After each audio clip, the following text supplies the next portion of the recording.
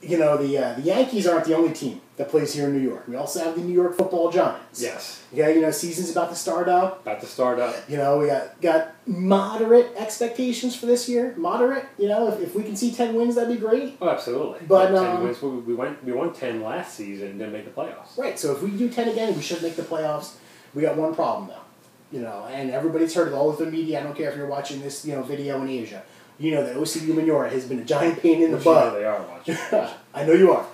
He's been a giant pain in the butt for the Giants. He's asking for all more money. He wants to be, you know, top 5 paid, you know, defensive end in the league. He's not a top 5 defensive end in the league, which is the problem. So basically, he's had an issue with his knee. Also, a torn meniscus seems to be going around. Has finally A-Rod injury. A-Rod, you know, similar injury, fits similar injury. Mm-hmm. Has decided now, 3-4 weeks into training camp, I'm going to have surgery on it now, even though I knew about it in July. And when I was complaining about my contract in July. Right. Where he's basically saying, I will play through it if you give me a bigger contract. If you don't, and which he, you know, cowardly reported to training camp about a week ago and started practicing, no, now I'm going to back off. I'm going to get the surgery. I'm going to be out for 4 weeks and miss, you know, opening day. Osi's always been a little bit of a quirky guy. You know, even if you look back at the you know, the 07 Super Bowl video, which I've watched probably 10,000 times because that was a tremendous victory over the undefeated Patriots. You know, even on the video, there's a couple little quirky moments where he's in the biggest, you know, game of his life, and he's looking at the camera, he's hamming it up, he's sticking his tongue out. He's just basically not really focused and all there. My point is, I just think he's a little bit of a quirk.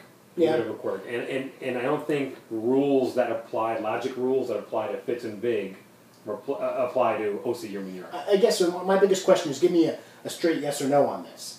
Had he gotten his contract, you know, re-upped and he got $8 million a year versus the 3.5, you know, Pittman said he's making this year, would he have had the surgery? Yes. Would have had it anyway? I think he would have had the surgery because, and I think it would have been a situation where it would have looked even worse in the media because he would have gotten his big paycheck and then 2 weeks later gone off and gotten some surgery. That would have been bad. That would have looked really bad for Osi. Remember a few years ago when Ben Sheets, right? A couple years ago when Ben Sheets was trying to, you know, his agent was trying to sell him.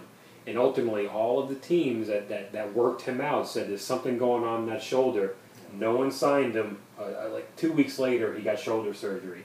Do I think that as an athlete he would have signed and then gotten surgery? Absolutely. Yeah. I don't think anything would hold Osi back. He would have gotten his money and said, oh, it's knee surgery time. So really all that's happened here with this, you know, getting the surgery now, it saved us Giants fans money, right? Saved Giants fans money. I think that Osi Umenyiora, you know, one of the stats I've seen about Osi is the fact that he led the league last year in forced fumbles. Mm-hmm. I think he goes for the swipe, he goes for the ball a little bit more than he goes for the sack. Which may hurt his sack numbers overall. So I think he may be a little bit more valuable than I and you would kind of inherently give him credit for. Right. That said, quirky dude, I don't think anything would have stopped him from getting surgery. And, you know, I'm going to end it with kind of one last point.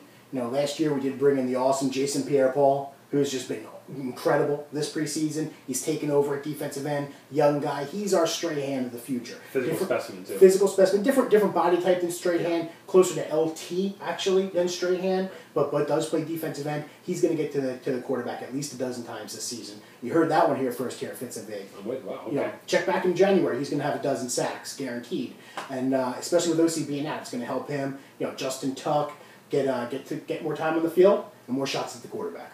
I'm with you.